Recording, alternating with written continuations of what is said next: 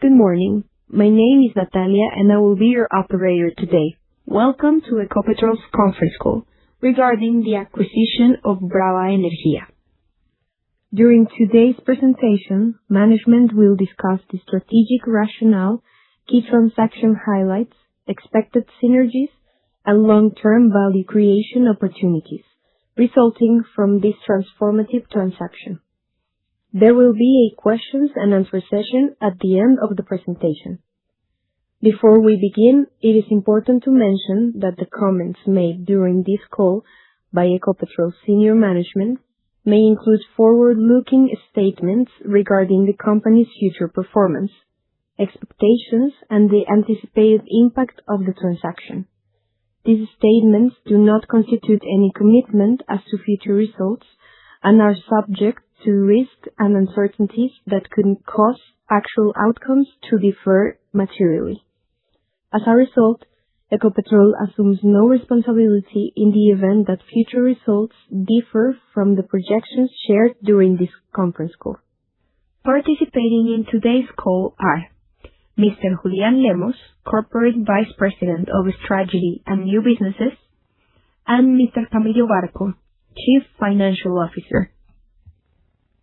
Good morning, everyone, and thanks for joining us today to discuss on Brava acquisition. I am Julián Lemos, Strategy and Business Development Corporate Vice President at Ecopetrol. The acquisition of a 51% controlling stake in Brava Energia represents a significant milestone in the execution of our long-term strategy. More than an acquisition, it establishes a meaningful operating platform in Brazil and certainly strengthens Ecopetrol's position in an integrated regional energy company with more diversified and resilient portfolio. To understand the strategic rationale behind this transaction and contribution to Ecopetrol, it is important to start showcasing Brazil's potential. Brazil is one of the leading energy markets worldwide, combining scale, resource quality, investment attractiveness, and highly developed energy ecosystem. Today, the country is the 8th largest oil producer and the 8th largest oil consumer, and home of the 9th largest refining park globally. For Ecopetrol, Brazil offers much more than a geographical diversification. It provides access to world-class hydrocarbon resources, prolific offshore basins, and a mature regulatory framework and a deep pool of technical talent. These attributes create a compelling environment for long-term value creation and disciplined investment. All of this summarizes our view on Brazil as a strategic growth market. Our investment thesis is straightforward, expanding our exposure to high-quality reserves and production, strengthening our EBITDA and cash flow generation potential, and creating additional avenues for profitable growth while maintaining financial discipline. The acquisition of Brava provides an immediate platform to advance on that strategy and positions Ecopetrol to participate more actively in one of the most attractive energy markets worldwide. Next slide, please.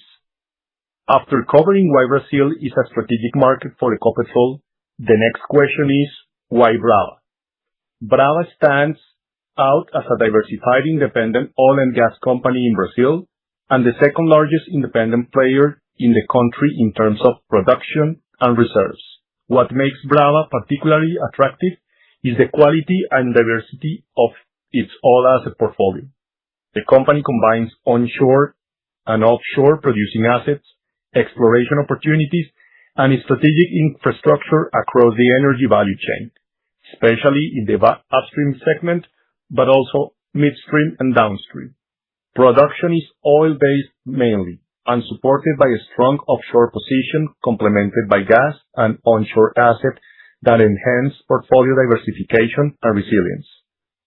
During the first half of 2026, Brava produced approximately 79,000 barrels of oil equivalent per day, of which 79% was oil and 21% gas, on a diversified operation footprint across some of Brazil's most relevant producing basins. For Ecopetrol Group, This means immediate scale in Brazil, an increased footprint in the platform that is already operating today, while preserving significant upside through reserves development, production growth, and operational improvement over time. Ultimately, Brava provides the combination we look for in strategic acquisitions: a solid consolidated business, meaningful cash generation, and high-quality reserves. This precisely is what makes it the right platform to support Ecopetrol's long-term growth ambition in Brazil, incorporating actual production and material reserves after 20 years of presence in this country. Next slide, please. Let me now briefly walk you through the execution of this transaction. From the outset, our objective was not simply to acquire an asset, but to establish a controlling position in a disciplined manner way, maintaining transparency, governance, and alignment with market regulations. The acquisition was completed through Ecopetrol Investimentos do Brasil, our special purpose vehicle created for this transaction, following a structured two-step process. In April 2026, we signed a share purchase agreement with key shareholders, securing an initial 26% interest in Brava. We then launched a public tender offer in the Brazilian market to acquire an additional 25%, providing all shareholders with an equal opportunity to participate on the tender under the same economic conditions. Following the successful completion of the tender offer and the settlement process, on August 17th, we acquired 51% controlling stake in Brava, representing total investment of approximately $1.2 billion.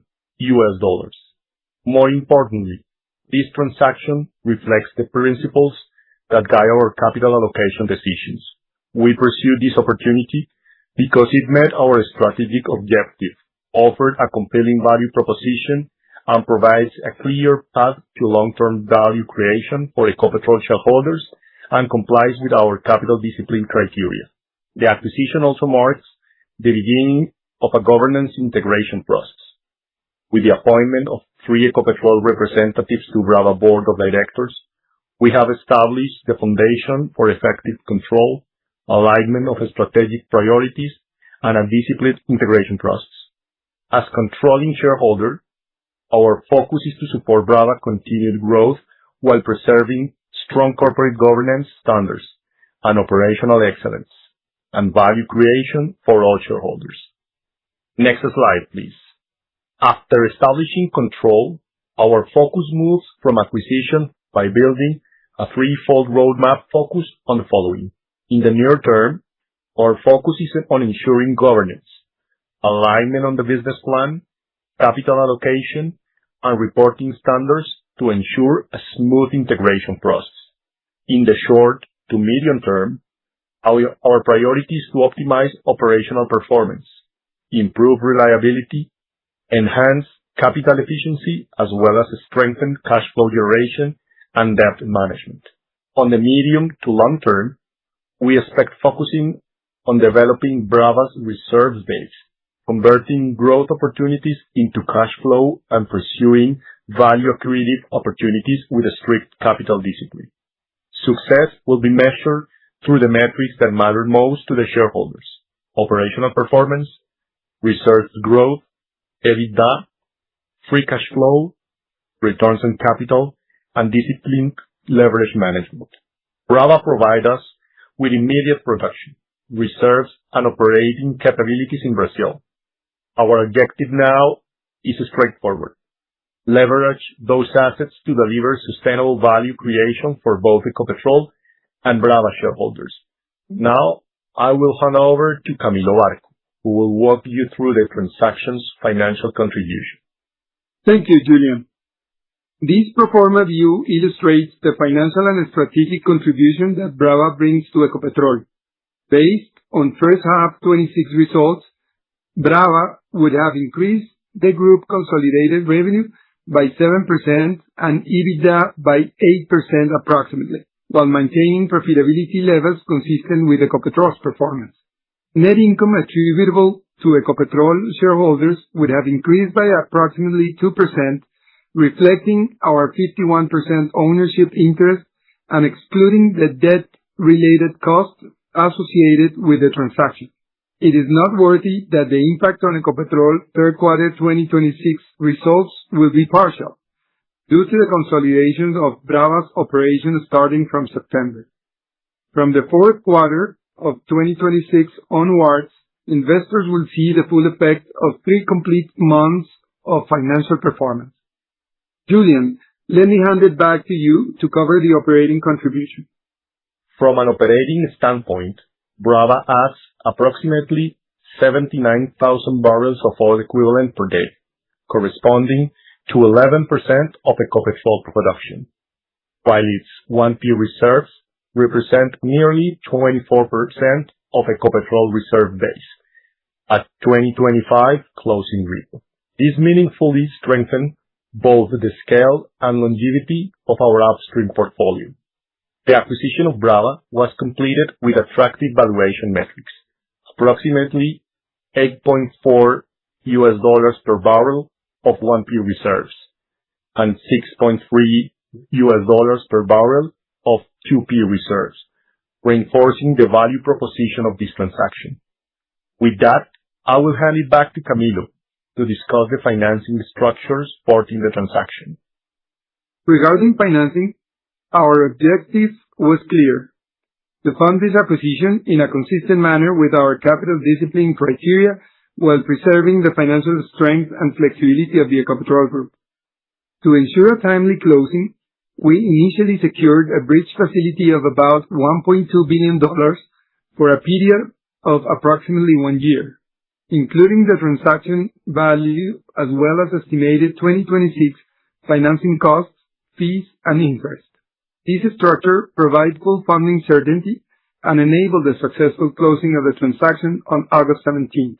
The financing was arranged through Ecopetrol Capital AG, our international financing subsidiary, which subsequently channeled the funds to Ecopetrol Investimentos do Brasil, the entity that completed the acquisition. Looking ahead, our focus is on implementing a long-term funding solution that further strengthens our liquidity position and optimizes the transaction financial profile. We are evaluating a range of alternatives, including long-term debt, portfolio management initiatives, and internal funding sources.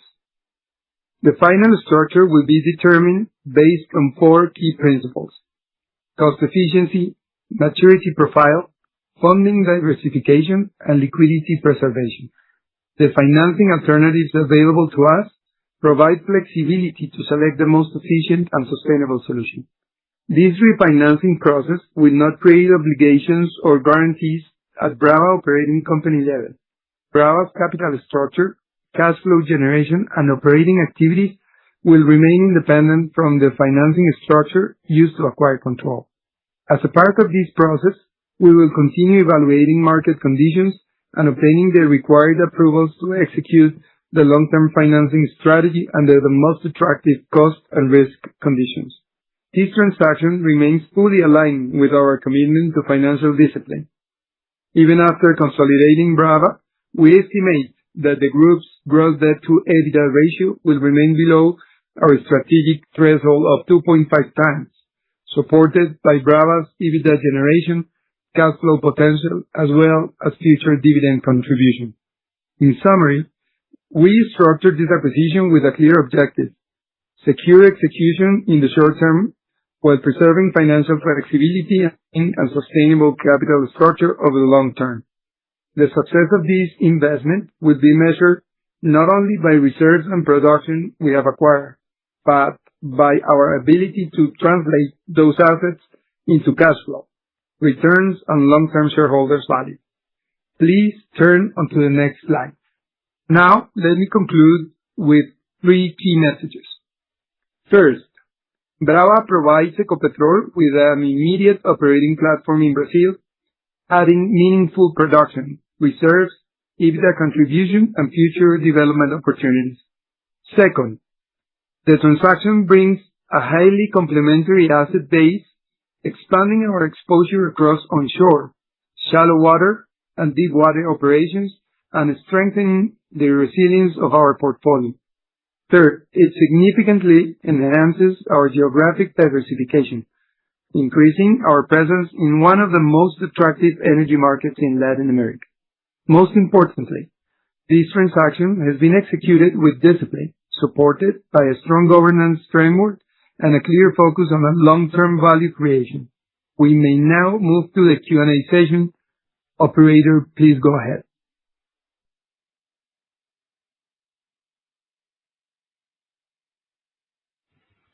Thank you. We will now begin with the Q&A session. We recommend asking a maximum of 3 questions to allow time for all participants. Please note that the session will be conducted entirely in English, and simultaneous translation will not be available.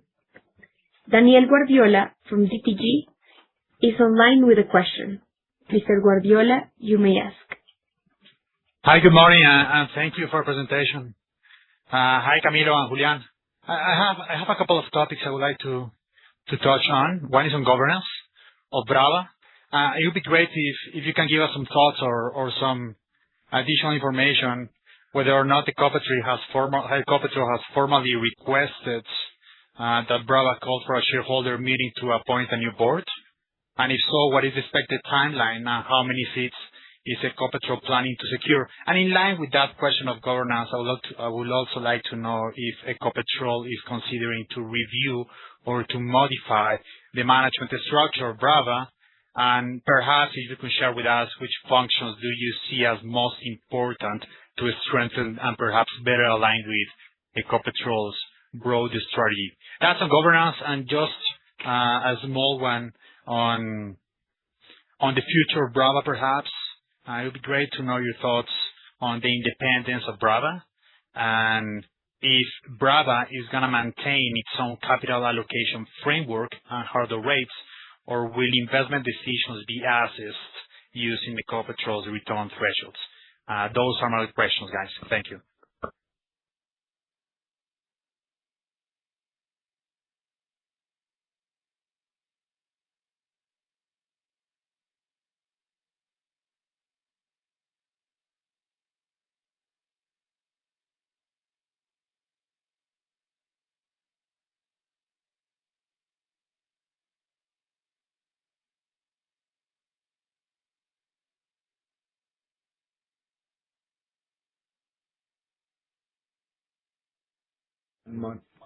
Julian and Camilo, please unmute your microphone. We can't hear you.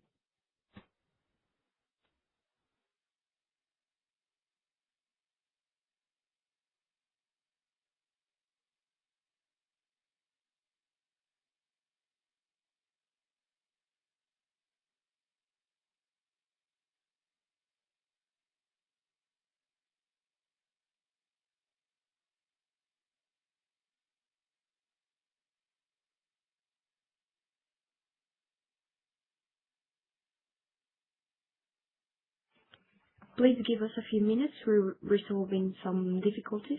Just a second.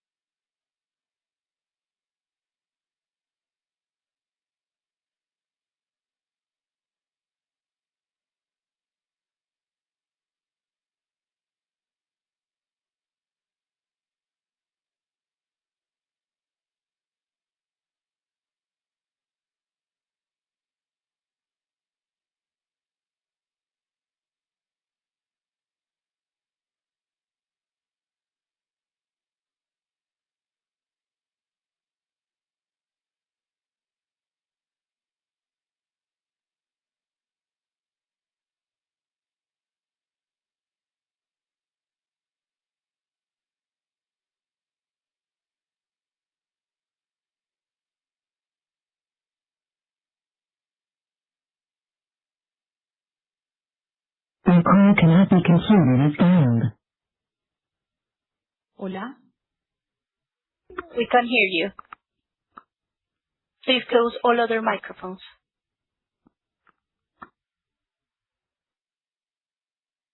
Sorry for the technical trouble. Daniel, thanks for your question. This is Julian Lemos, Corporate Vice President for Strategy and Business Development.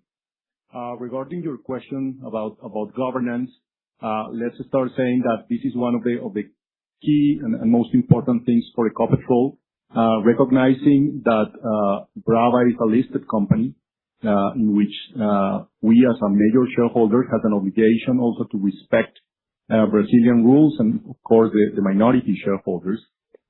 We are conducting all the necessary analysis, considering the current structure of management in Brava, to define which are those positions that need to be secured to have more alignment with Ecopetrol. This is a business that we have in our mind, and this is our day-to-day business as well. And I would say that the first step for us was to appoint 3 board members last week. So far, we haven't requested for a shareholders meeting, and once we do that, the market will know, and that would be the proper timing to inform additional changes that are under discussion nowadays in Ecopetrol. For your second question, regarding the degree of independence, of course, and in line with what I mentioned just in the last question, we start to recognize that this is a company under the Brazilian regulation, and the capital allocation that Brava will require for future, of course, needs to compete or have some alignment with the investment plan that Ecopetrol has for the upstream and in general for the businesses. So I would say that we will keep the proper independence and the proper control, considering that this is an ongoing business outside of Colombia, but in a type of business in which Ecopetrol is expert and a part of the core of the strategy. Thank you very much, Daniel.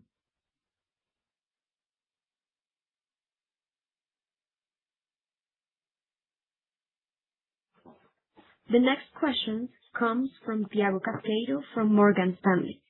Mr. Casqueiro, you may ask your question. Hey, good morning. Thank you for taking my questions. The first one is also related to capital allocation. Over the past 2 quarters, we have seen that Brava placed greater emphasis on growing the production on offshore assets, while in the onshore, the approach was more on like a capital light approach, with lower capex and more of a focus on EOR initiatives. So now as Ecopetrol comes in as a shareholder and also given your extensive experience in onshore operations, how do you view Brava's onshore portfolio? And should we expect a continuation of the current capital light strategy in the onshore, or do you see scope for greater investments in those type of assets? And then the second one is more on a modeling view. How do you plan to report Brava in your financial disclosures? Will you like consolidate it within the existing upstream segment, or are you considering reporting like Brava as a separate segment? Thank you. Thank you, Thiago. This is Julian Lemos. I will take your first question regarding the strategy, and I would say that we recognize so far that Brava has a midterm strategy in which the both onshore and offshore activities has a key role. Of course, from Ecopetrol side, we consider that the contribution we can put to the company is important and relevant in the offshore, considering our good track record in Colombia. But any type of changes or adjustments at the strategy of the company should be discussed at the board level and in a consensus with the rest of the shareholders, define what would be the next step for that. Most important, as we mentioned in the presentation, Ecopetrol is a long-term investor, And the criteria for us with this acquisition is to complement our portfolio and strengthen the capabilities of the company by adding the expertise of Ecopetrol has, but also to incorporate the good knowledge and the good practices that Brava has shown so far in the offshore operation in Brazil. Good morning, Tiago. Arco, CFO, and I will refer to your second question about the way that we are expecting to, or that we are planning to consolidate in the financial statements the different segments. Important to say that we're still finalizing our assessment, the rules of IFRS, typically IFRS 8. So we will determine very soon which will be the most appropriate segment reporting approach for Brava. At this stage, what we could say that we will probably consolidate that on our upstream segment, but important to take into account that Brava make a difference between the two sub-segments, upstream and downstream. So there is also a probability that at the end we will reflect those accounts separately in each sub-segments that, as you know, we also have them, both of them, some assets at the upstream and some others at the downstream. So we will find the best way to report the segment very, very soon, and we will do it, of course, in line with what the Rule 8 of IFRS determined. Thank you. We continue with Andrés Cardona from Citibank. Mr. Cardona, you may ask your question. Hi, good morning, everyone. Thanks for the presentation. I have two questions on my end. The first one is, as you mentioned during the presentation, you already have some assets in Brazil, like Orca and some others. If at some point you have considered to merge these assets and create one single platform in Brazil, if there are any synergies on doing so. And the second question is, if as of today you have considered to take Brava private, or if you see any merit in keeping it as a public asset in the capital markets. Thank you.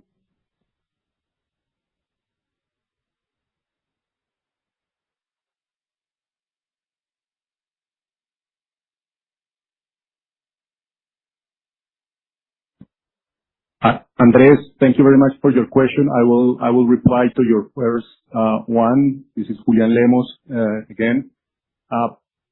As part of the strategy analysis, we are exploring different scenarios. Of course, we recognize the complementary features of both assets or both portfolios. Ecopetrol, Oleo and Gas do Brasil, with a exploration portfolio and an ongoing project, which is operated by Shell and suspected to be in operation by 2029.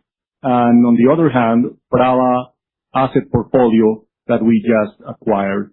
So I would say to your question that we are running those analyses, running different scenarios, and through the conversation we will have internally, and of course with the consideration of the minority shareholders in Brava, we will define which will be the best scenario on the most efficient for Ecopetrol. But so far, no decision at all regarding that matter.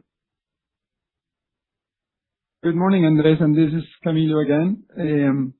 Regarding your second question about the alternative for if we have considered to take Brava private or delisted, I can only say so far that we haven't think about that option.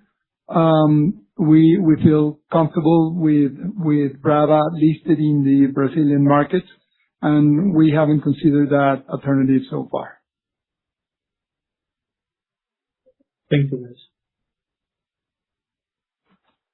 The next question comes from Leonardo Marcondes from Bank of America.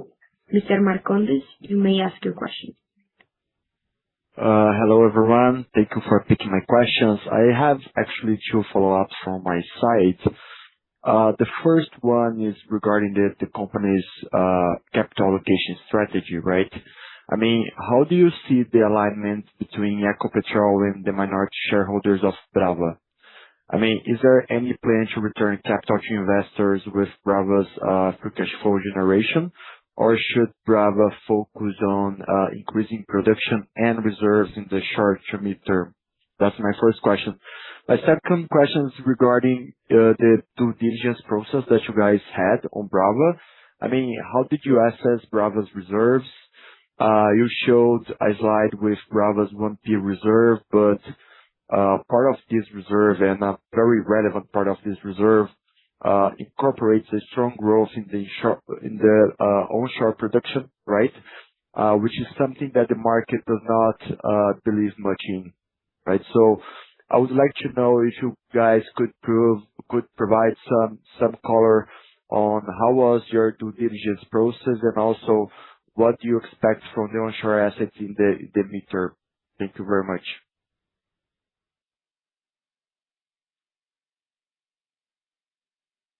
Well, Leonardo, good morning. Camilo Arco again, and I'll talk about the minority shareholders' rights and how are we planning to handle those rights in terms of capital discipline criteria. And important to say that the capital discipline criteria will be exactly the same that we have currently in Ecopetrol at Ecopetrol level. So what I would say is that we're very much focused on creating value, regardless the shareholders, majority or minority shareholders. So it is important to say that this is the pillar of our capital discipline is returning value and having the right returns depending on risk associates. And of course, there will be same levels of hurdle rates that will be required for those investments in Brazil. I could only add that those projects from Brava will, as Julian mentioned before, those will be part of our portfolio that we carefully monitorize on a daily basis. So those will have to compete in terms of returns, but also in terms of paybacks. Maybe we have to speak about that in our previous conference calls, but it is very important for Ecopetrol currently, the paybacks and the capacity of those assets to return on the short term cash generation. So it will be basically the same for Brazil or Brava assets in line with the criteria and policy for Ecopetrol. Thank you, Leonardo. This is Julian. I will take your second question regarding the due diligence. I would start saying or remarking that Brava is a public listed company. So the due diligence process and all the approach that Ecopetrol did for the last 12 months was always respecting the access to public information that only shareholders would have. Because as you may imagine, we were not in a position to request information that the market shouldn't have. So basically, our due diligence started with the public data that Brava has published, in which the annual report of reserves is available. Brava released that report back in April. Of course, internally, we made all the necessary analysis and challenges to that numbers to result in a compelling and comfortable investment case for Ecopetrol, which was the base for the internal valuation and all the approval matters. Other than that, I would say that we will follow the reserves standard process that Ecopetrol has. And as part of the integration, we will assess from now on any possible consideration regarding that. But wanted to insist that the due diligence was with a highly strict protection standards for the confidentiality and securing that Ecopetrol didn't get any information that the market didn't have. Thank you. That's very clear. Thank you. From UBS, Tasso Vasconcellos joins us with a question. Mr. Vasconcellos, you may ask. Yeah, hi everyone, and thank you for hosting this call with us today. Two questions here. First, what happens in case Brava lose the arbitration process that Westlawn started in Atlanta? Did you guys have any discussions or do you have any kind of discussions included in the deal, in the contract? And then a second question here, more related to the timing of this transaction. It occurred in a very fast pace after you first announced the deal, and it all happened right before the presidential elections in Colombia. And we have seen the recent elected president in Colombia being very vocal about improving the sector dynamics in the country, in Colombia. Can you let us know how the full process worked and why this transaction now, right before the election? And why wouldn't it make sense to maybe wait the outcome of the election and maybe take this decision after it? Those are my two questions. Thank you. Thank you, Tasso. This is Julian Lemos. I will reply to your two questions. First of all, regarding Atlanta, this is an ongoing process in which both Westlawn and Brava has their own legal independent analysis and opinion. We consider Atlanta as a key asset for the portfolio, and we are following closely this kind of procedures. But our understanding is that the legal claim process recently started, and this is not a matter that it's normally solved in a very short term. So we'll be following up that through our presence in the board of directors and all the proper channels that are under Brava's management control. And for the second question, I will start saying that Ecopetrol has a existing strategy, the 2040 strategy that is in place since 2021, in which the hydrocarbon business is a core area for Ecopetrol, the central part of the strategy, and also in which we defined the necessity of diversification, not only in businesses, but also geographically. That is why we made important investments in the U.S. With Oxy for unconventionals. And now, after 20 years of presence in Brazil, we found a good opportunity to increase our presence there with a M&A process that took more than a year of internal analysis, challenges, and approval processes. So I would say that at the end, the closing date being after the new president taking over seems to be coincidental. Remember that the authority in Brazil suspended the auction for a month. So several things happened in between, and I would clarify that the team worked based on a very strict schedule, and we were not targeting any decision or any date based on a political criteria. Thank you very much.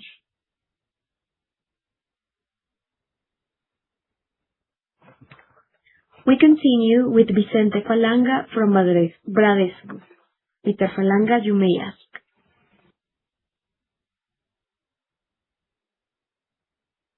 Hi. Thank you, Camilo, Julian, and the IR team for putting this call together. I had three, if I may. It seems like, you're definitely seeing Brava as a growth vehicle in Brazil, but, with the current government, and if it's reelected, there might not be so many, opportunities to grow in the country, while, with the recent change in government in Colombia, Ecopetrol can have much more investment opportunities in oil assets in Colombia and Venezuela. So my question is, can this growth strategy in Brazil change depending on how opportunities present themselves? Why not use Brava as a cash cow for dividends, right, and investments in other countries? My second question is, you also mentioned in your presentation exploration opportunities in Brazil that could fall under Brava's new strategic guidelines. Where do you think exploration could become attractive to the point that Brava could invest on? And then my last, in terms of financial metrics, what sort of leverage do you see as optimal for Brava over the long term in terms of net debt to EBITDA? And do you see any potential G&A redundancies to be addressed with Ecopetrol's corporate structure in Brazil, or any other cost or tax synergies? Thank you.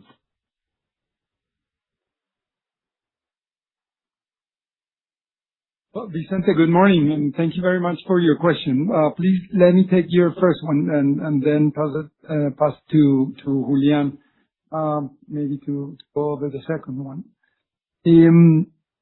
I would say that there must be a balance between long-term returns and dividend payment. Important to say, like Julian did in the last question, that in Ecopetrol we have a long-term view and strategy.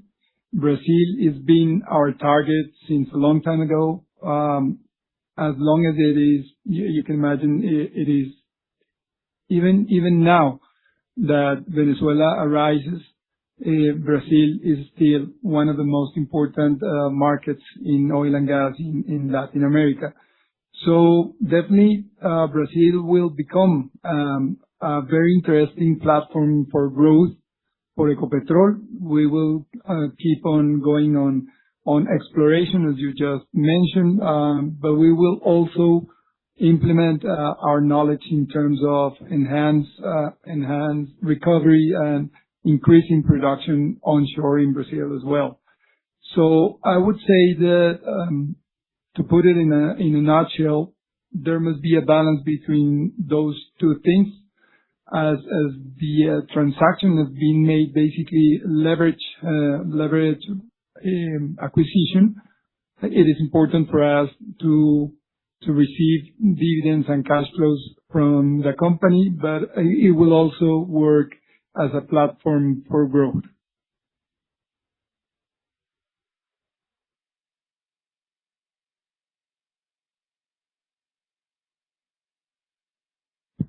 Okay, Vicente, thanks for your second question. Julian will reply to that.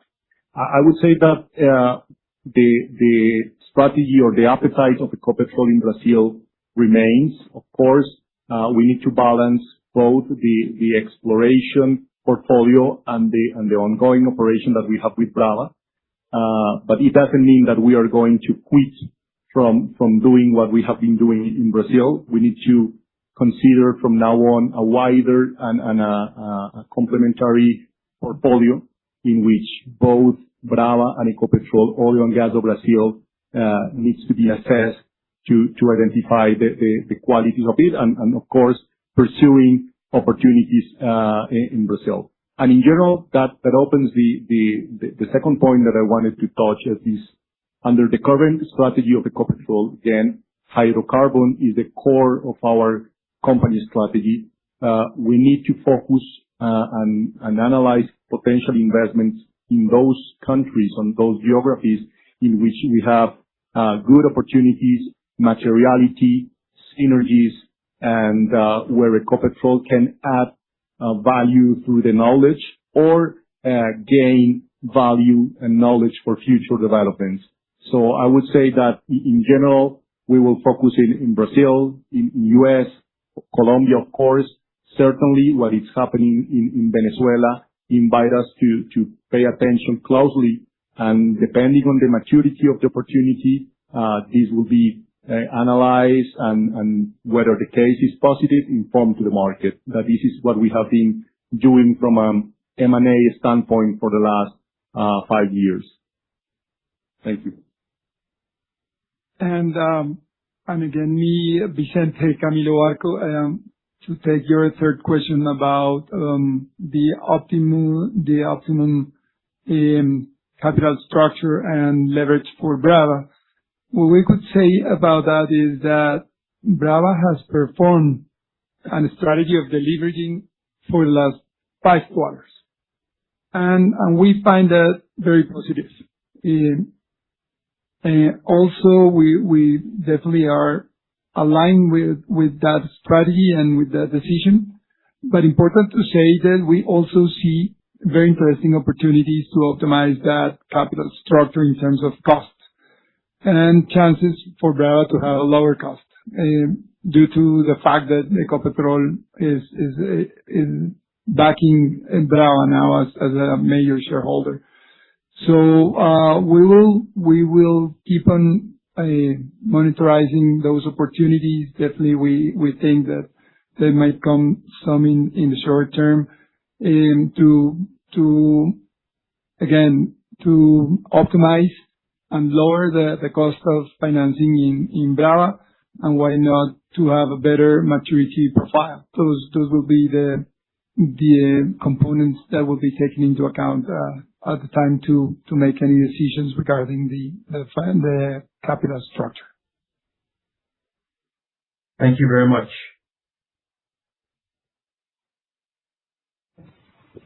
The next question comes from Juan Felipe Becerra from Credicorp Capital. Mr. Becerra, you may ask. Hello, and thank you very much for taking my questions. I have 2 from my side. The first one is if you could comment on the project that Brava is currently investing in, exploratory project, and maybe if you expect any news regarding this CapEx allocation in the short term, given that, if I understand correctly, the CapEx allocation will be maintained until you like in the very short term. And the second question is regarding the downstream segment in Brava. Could you provide maybe a little more detail on your estimate for Brava's refining margin per barrel, as maybe you do so for the Colombian refineries? Thank you very much. Juan Felipe, thank you for your question. Julian Lemos speaking. Regarding your first question on projects, I will highlight what Brava has publicly mentioned, and is the focus on the drilling campaign to both Papaterra and Atlanta offshore fields. They are completing 2 wells in each asset, and the expectation is to have those coming production by the end of this year and beginning of the next one for each asset. And we will, as a new shareholder, we are fully committed with the CapEx for this year and for everything that has been already committed. Anything that is new, of course, would be duly discussed, analyzed at the board level, in which we need to protect all the interests of the shareholders. And for that, as we have mentioned, the value creation is important. We are a convinced company that the capital discipline is relevant, and especially when we have a multiple geographies portfolio, it's important that every investment competes in the same kind of conditions. However, we need to remark or remind that in Brava, we have 51% shareholders, so we have also an obligation with the minority shareholders to respect that in terms of the expected value for them. And for the second question, I would say that for the downstream, we recognize that as a key factor for the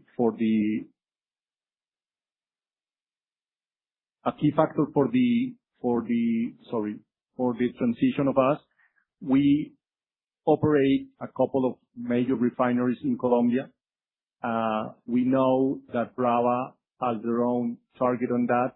According to the latest presentation of Brava, the refining margin was around 13%.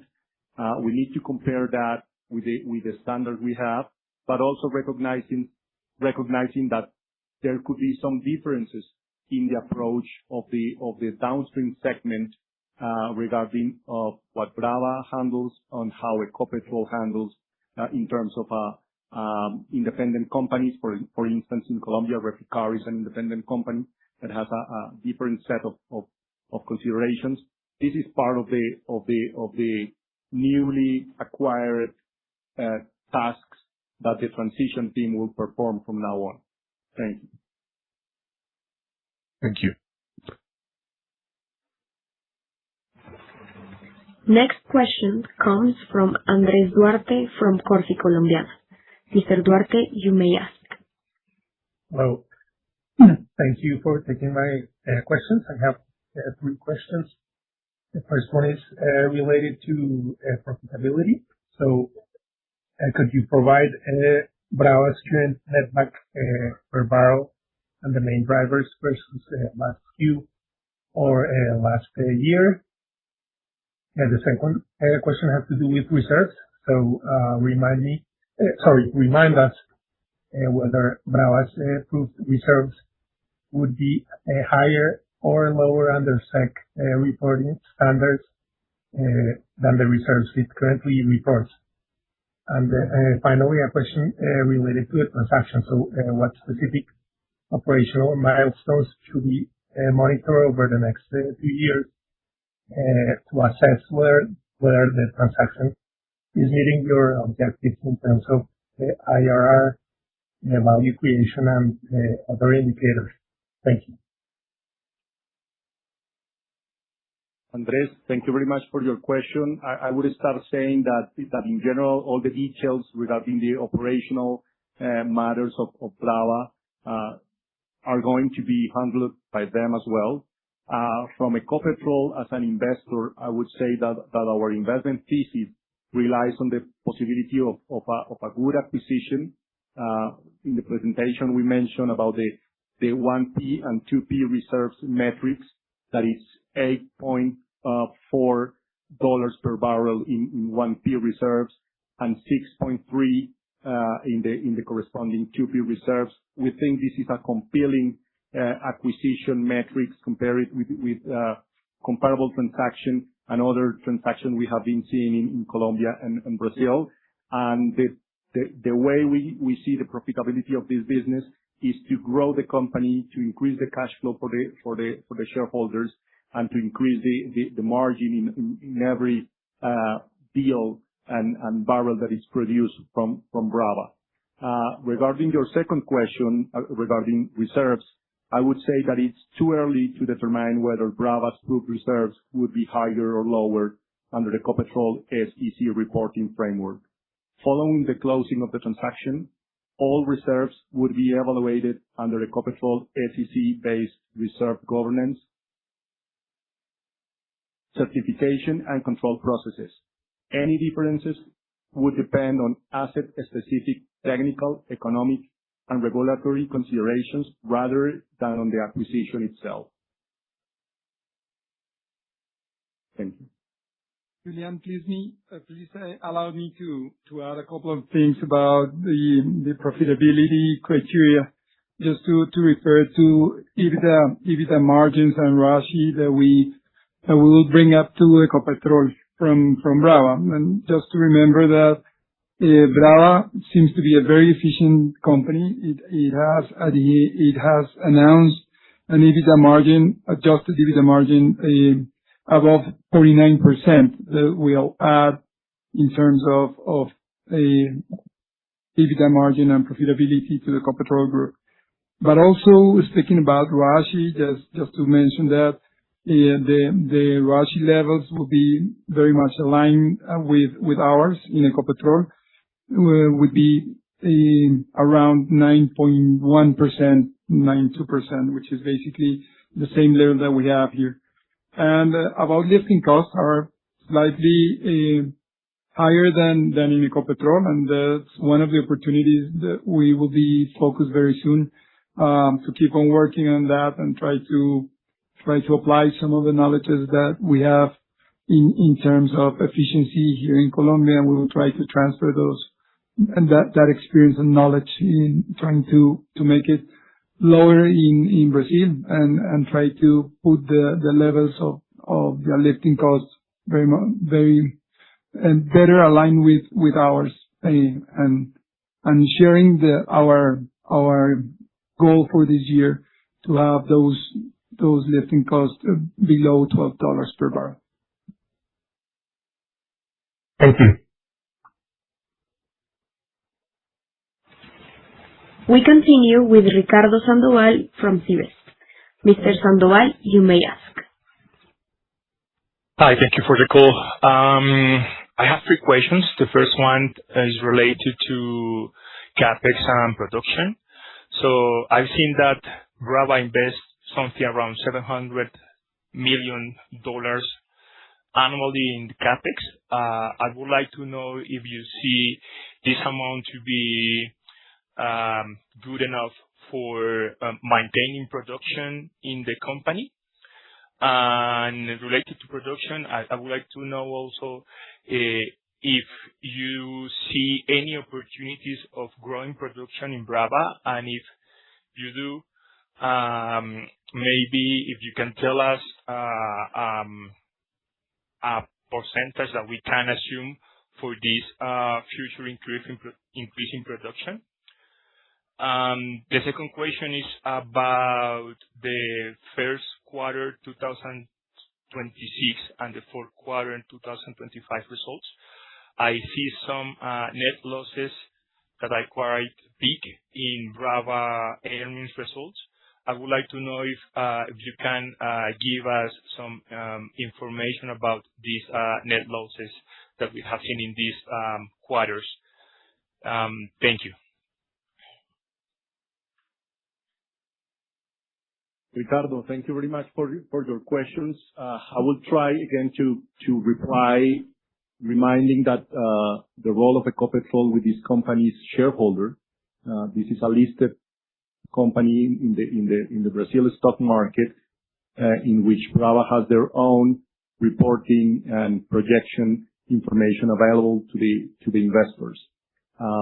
In terms of CapEx, we recognize the intensity of the 2025 and 2026 campaign, mainly focused on the offshore developments that I mentioned before, executing for drilling campaign in Papaterra and Atlanta. The analysis we have conducted so far is that after those two drilling campaigns, there is no major CapEx committed for expansion, and that is why the next discussions at the board level will be focused on the 2027 and 2028 campaign. Based on that discussion, would be Brava the proper channel to inform to the market what would be the CapEx number. But from our side, as Camilo mentioned, we would like to find a proper balance in terms of cash flow generation, CapEx allocation for growth, but also return dividends to the shareholders. So the idea of Ecopetrol, or the target for Ecopetrol, is to find the best and proper balance to attend the necessities of the company in terms of growth, but also the expectation of the shareholders in terms of short-term return. For the second question, let me take a minute on that.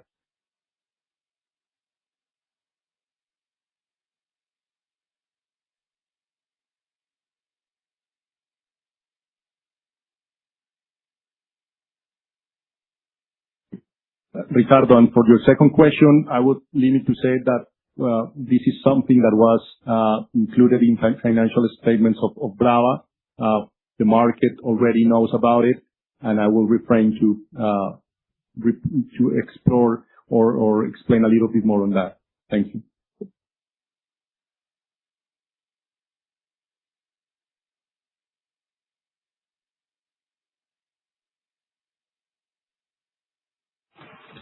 Next question is from Álvaro Leiva from BTG.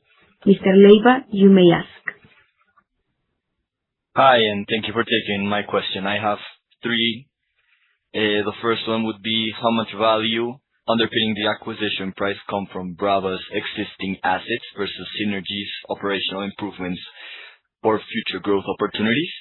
The second one is, does Ecopetrol have a target for how large Brazil could eventually become within the portfolio in terms of production, reserves, or capital employed? And the third one is if you have identified any accumulated losses or any other sources that could bring tax benefits to Brava if there is a merger with Ecopetrol Brasil. Thank you.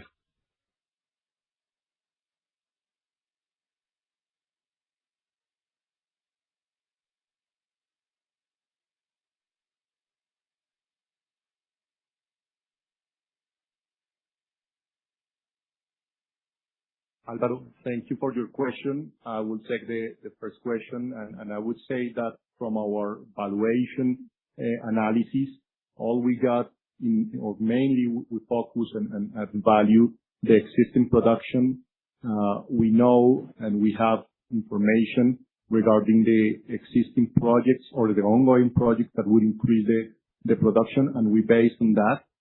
Anything that is incremental that will require further investment would be an upside for Ecopetrol or for the shareholders, but that potential upside will rely on several factors like the proper CapEx execution, environment of prices by the time of the projects are coming online. So we are confident that the base production will pay for the investment, and we are focusing on how to increase with a highly economic and profitable standards the coming projects from Brava in order to attain the expectation not only for Ecopetrol but the other shareholders.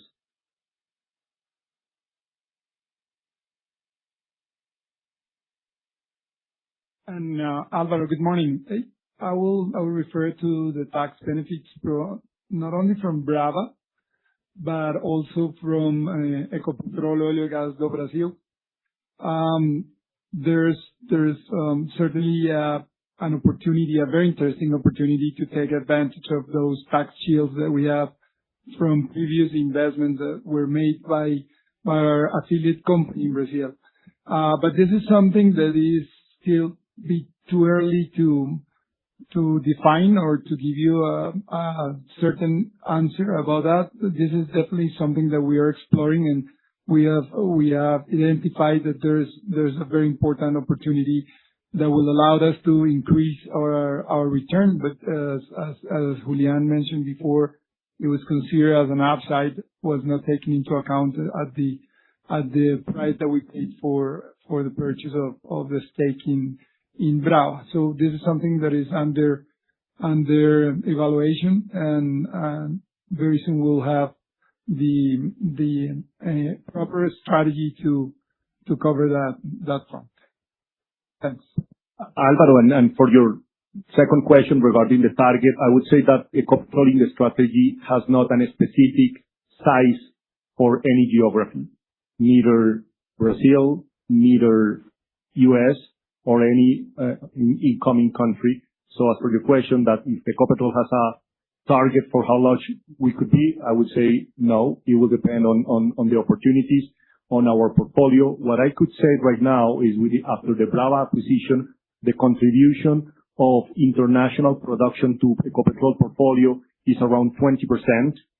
We need to assess if we want to get more exposure or not. But in general, would be depending on the market opportunities, the price environment, and the specific conditions of the businesses, not only in Colombia, but in the countries that we are analyzing. Thank you.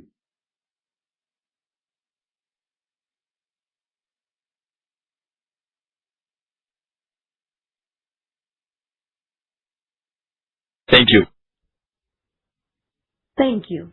There are no further live questions. We will now proceed with the questions from the chat.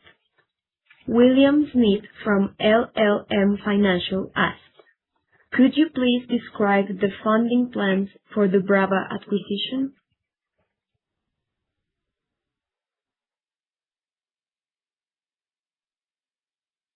Well, William, thank you very much for your question and good morning. Please let me go over that question in let's say in general terms. Just to say that Ecopetrol maintains access to a wide range of financing alternatives and sources, and we continuously evaluate alternatives to optimize its maturity profile and capital structure. The company actively monitors market conditions to identify opportunities to extend the average life of its debt portfolio and pursue alternatives that may contribute to reducing financial costs. In the first stage, we leveraged this transaction with a short-term facility, and this facility will be taken out in the next months with a more structured long-term facility. And this is basically what we could say for that long-term structure. We will definitely evaluate all different alternatives, as I mentioned before, from capital markets as well as banking facilities and also some portfolio managed that we have within Ecopetrol Group. That's basically in general terms, our strategy for funding and financing this transaction.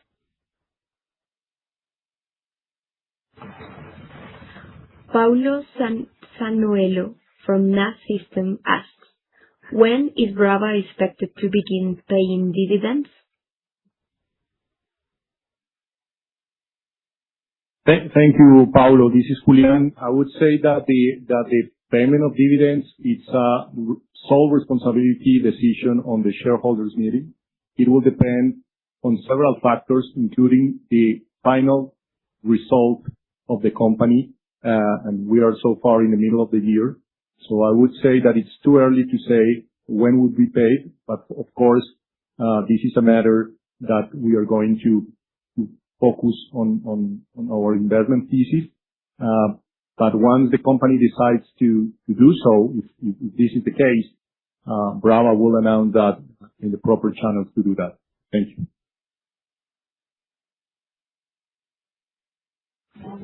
Regis Cardoso from XP asks, would it make sense for Ecopetrol to increase its economic stake in Brava or eventually make it a wholly owned subsidiary?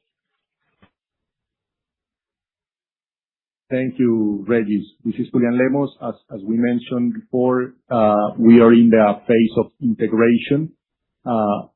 We are evaluating several alternatives. So far, we haven't taken any decision regarding next steps, and the market will be informed once it comes a real decision for Ecopetrol. Thank you.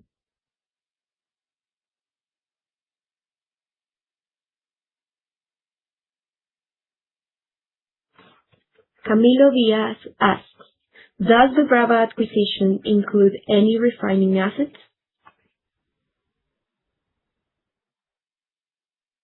Thank you, Camilo. Yes, the acquisition that we completed includes all the assets that Brava has so far, which include the downstream assets and refining assets. Thank you.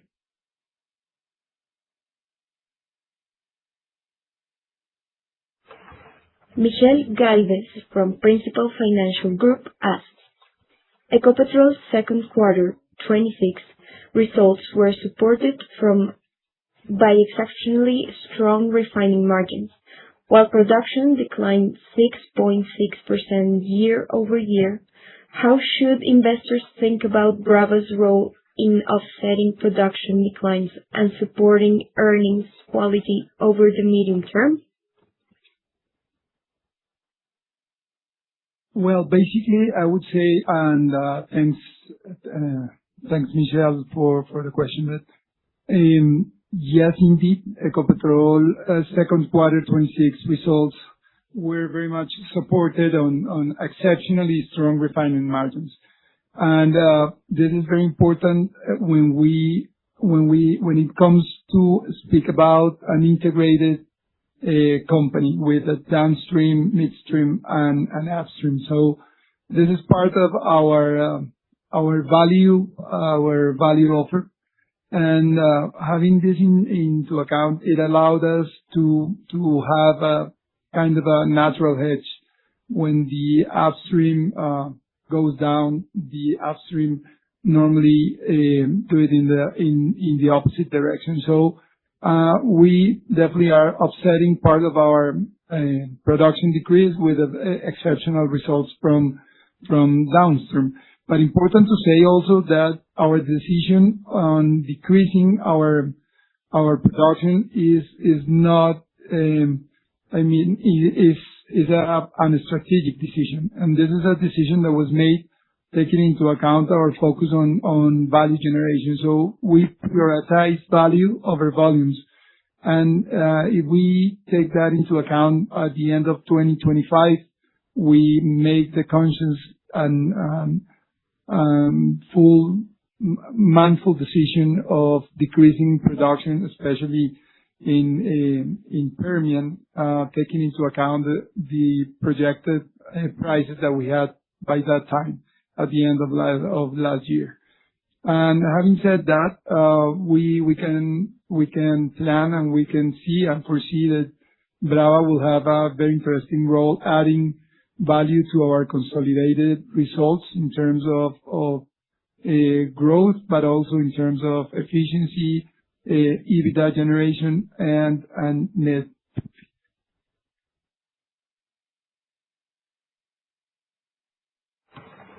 Our last question from chat is from Felipe de Almeida from Savvy Advisors. He asks, what are your views on the Potiguar Basin, and do you believe it should be the first area of focus for operational and value enhancement initiatives? Thank you, Felipe. This is Julian. We see Potiguar Basin as a key and attractive asset within Brava's portfolio. Certainly an area where we believe a meaningful value can be created. Let me explain that. Potiguar is a mature asset where Ecopetrol can leverage its experience in enhanced oil recovery, reservoir management, and production optimization that will improve recovery factors and support reserve growth. That said, our approach is not only to prioritize one asset over the rest of them, but to analyze Brava portfolio as a whole and discuss at the board level what would be the proper capital allocation for each of those assets. Certainly, and remarking what Ecopetrol has to bring in terms of knowledge to Brava could be applied for this specific asset, but not only we wouldn't be the only one. Thank you very much.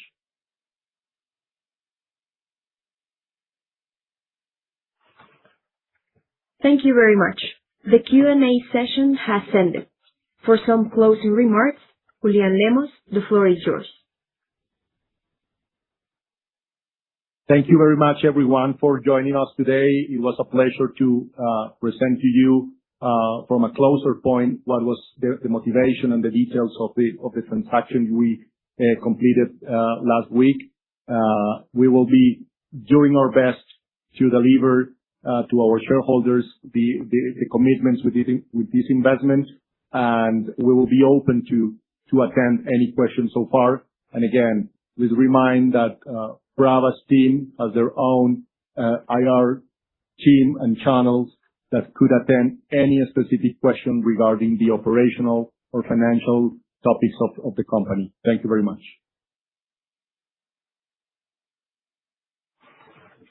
Thank you, everyone. This concludes the conference. Thank you for your participation. You may now disconnect.